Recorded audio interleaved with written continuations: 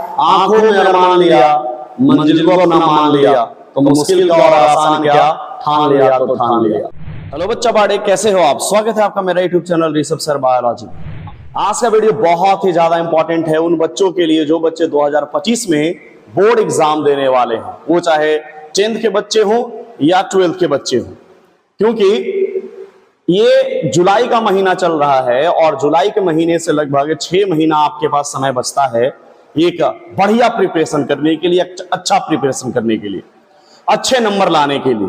बहुत समय होता है 6 महीना, लेकिन अगर एक स्ट्रैटेजी से, एक प्लानिंग के तहत पढ़ा जाए तब। तो मैंने यहाँ पे बहुत ही बेहतरीन प्लानिंग किया है आपके लिए, शानदार स्टडी प्लान बनाया है और आप जुलाई से पढ़कर बहुत अच्छा नंबर लेके आ सकते हैं, बिल्कुल लेकर आ सकते हैं। पूरा प्लान आज मैं आपके साथ शेयर करने वाला हूं, तो इस वीडियो को पूरा देखिएगा, तब आपको पूरा ये प्लान, स्टडी प्लान, शानदार स्टडी प्लान आपको समझ में आएगा।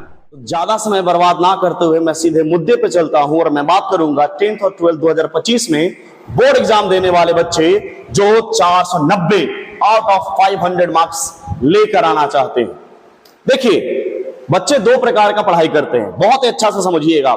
एक होता है क्वांटिटेटिव ज्ञान और एक होता है क्वालिटेटिव ज्ञान। यानी कि एक बच्चा ऐसा होता है जो बहुत सारा पढ़ना चाहता है, जो सिलेबस में है वो भी पढ़ना चाहता है, जो आउट ऑफ सिलेबस वो भी पढ़ना चाहता है। लेकिन यहाँ पे सबसे बड़ा प्रॉब्लम ये है कि उस बच्चा को ये पता ही नहीं है कि सिलेबस में पढ़ना क्या है और पढ़ना क्या नहीं है। और एक वो बच्चा होता है जो वही पढ़ता है जो उसको जरूरत है, जो उसे एग्जामिनेशन में आने वाला है।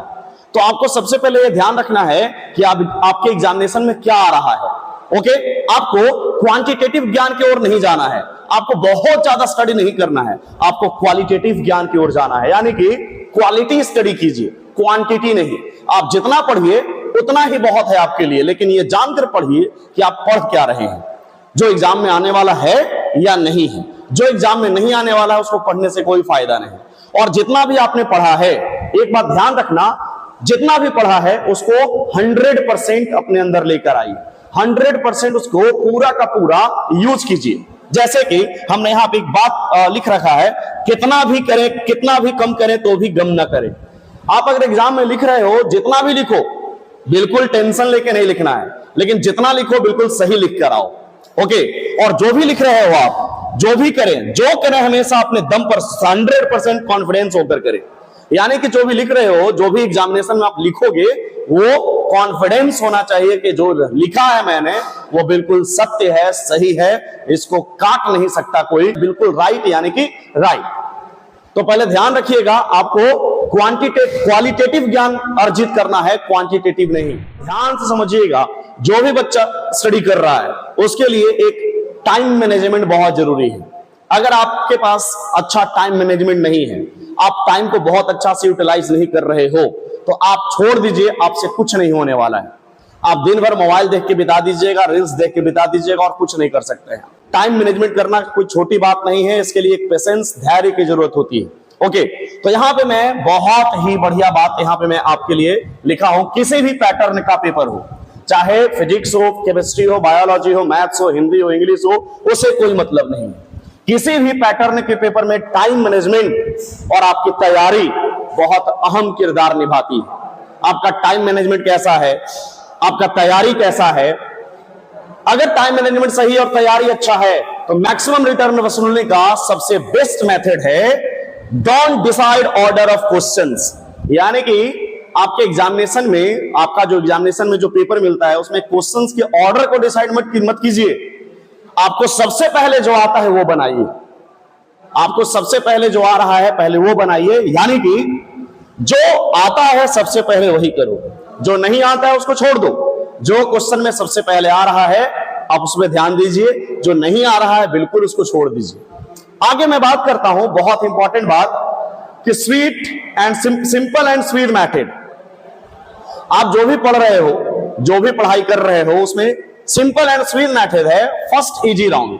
जो सबसे पहली बार आप क्वेश्चन बनाने जाते हो तो उसमें बहुत सारे ऐसे क्वेश्चंस होते हैं जो बहुत इजी होते हैं, और इजी क्वेश्चन प्रत्येक क्वेश्चन पेपर में लगभग 60% होता है, जिससे आप आसानी से पास हो सकते हो।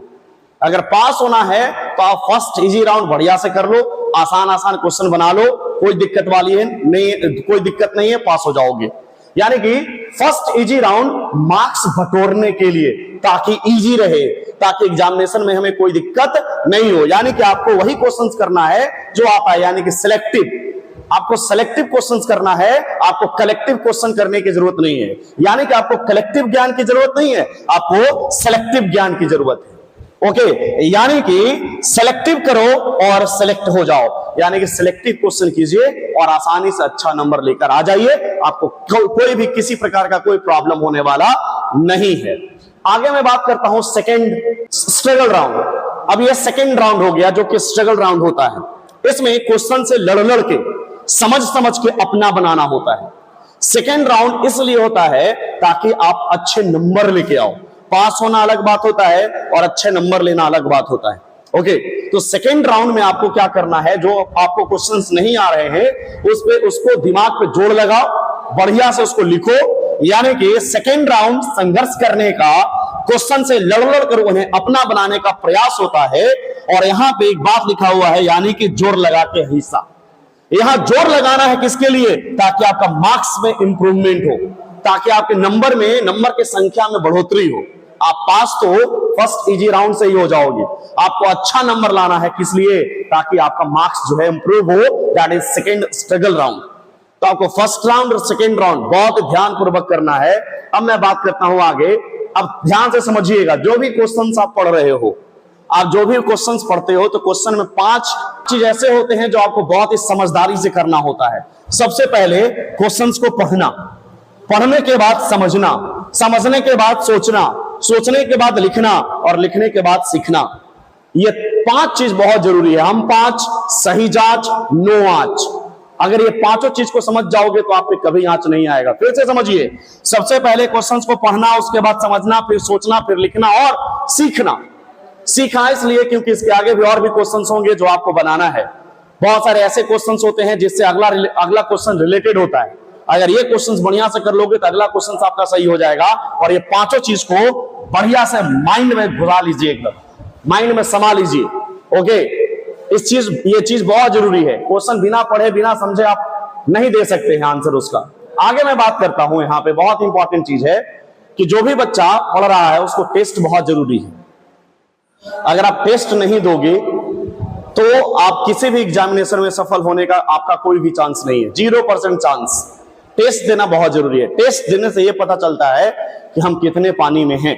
टाइम पे, समय पे आपको टेस्ट देना है। 3 घंटा का एग्जामिनेशन होता है, आपको 3 घंटा बैठना है, क्योंकि लगातार कोई भी व्यक्ति 3 घंटा बैठ नहीं सकता है। 3 घंटा बैठने का आपको आदत बनाना पड़ेगा। और अगर आपका आदत नहीं है 3 घंटे बैठने का, तो आप छोड़ दीजिए, भूल जाइए कि आपका नंबर भी आने वाला है।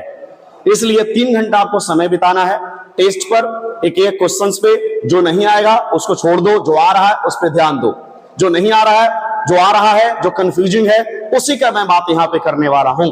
तो सबसे पहला 3 एनालिसिस में सबसे पहला है कॉन्सेप्चुअल मिस्टेक एनालिसिस। आपके साथ बहुत बार ऐसा होता होगा कि सारे के सारे जो ऑप्शंस है, अगर आप ऑब्जेक्टिव क्वेश्चंस बना रहे हो तो सारे के सारे आपको ऑप्शंस में ऐसा लगेगा कि सारा का सारा सही लग रहा है। ये कंफ्यूजिंग है। ये कंफ्यूजिंग इसलिए है क्योंकि आपका कॉन्सेप्चुअल ज्ञान जो है, जो आपका पूरा का पूरा कॉन्सेप्ट है सब्जेक्ट का, वो बिल्कुल 0 है। अगर कॉन्सेप्ट सही रहता तो वो क्वेश्चन आप बिल्कुल सही करके आते और आपका कोई भी कंफ्यूजन नहीं रहता आपके पास। दूसरा जो होता है वो सिली मिस्टेक एनालिसिस होता है। आप छोटी छोटी जो गलतियां करते हो एग्जामिनेशन में, उस गलतियों को सुधारिए। और वो कहां सुधरेगा? टेस्ट से सुधरेगा। जब तक टेस्ट नहीं दोगे, बार टेस्ट नहीं दोगे, बहुत सारा टेस्ट नहीं दोगे, तो आप भूल जाइए कि आपसे जो एग्जामिनेशन है उसमें गलती बिल्कुल नहीं होगा। गलतियां तो होंगी, 100% होंगी।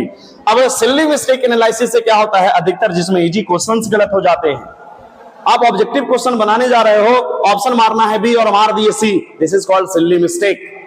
आपको पढ़ना है which of the following are correct, इनमें से कौन सा सही है, और आपको समझ में आ जाएगा इसमें से कौन सा गलत है। ओके, तो ये सब जो है वो सिली मिस्टेक होता है। जो क्वेश्चन को अच्छा से पढ़ना है आपको, उसके बाद समझना है आपको, उसके बाद सोचना है, फिर लिखना है, फिर सीखना है। बात ध्यान रखिएगा। और लास्ट होता है subject weakness analysis. Subject weakness analysis यानी कि आप टेस्ट दे दिए, या आपको ऐसा लगता है कि मेरा ये टॉपिक, ये सब्जेक्ट का ये टॉपिक वीक है, तो आपको उस टॉपिक पे ज्यादा ध्यान देना है, उस सब्जेक्ट पे ज्यादा ध्यान देना है। ये नहीं कि जो चैप्टर, जो टॉपिक, जो सब्जेक्ट आपको आ रहा है आप उसी पे ध्यान देते जा रहे हो। बिल्कुल ऐसा नहीं होना चाहिए। आपको केवल वही ध्यान देना है जो आपका वीक है, जो आपका कमजोर टॉपिक है। और प्रत्येक टेस्ट के बाद आप एक चीज हमेशा ध्यान रखिएगा, जो भी आप टेस्ट देते हो उसके लास्ट में एक चीज हमेशा ध्यान दीजिएगा, उसी दिन, टेस्ट के दिन अपनी एनालिसिस से प्राप्त वीकनेस, आपने जो एनालिसिस किया, टेस्ट का एनालिसिस करना बहुत जरूरी है। कौन क्वेश्चन गलत है, कौन क्वेश्चन सही हुआ, गलत हुआ तो क्यों हुआ। उसी दिन ये डिसाइड कीजिए कि ये जो हमसे गलती हुआ है, ये टेस्ट में हमारा जो वीकनेस है उसको स्ट्रेंथ में बदलना है, और संकल्प कीजिए कि उसको स्ट्रेंथ में बदल के ही रहेंगे।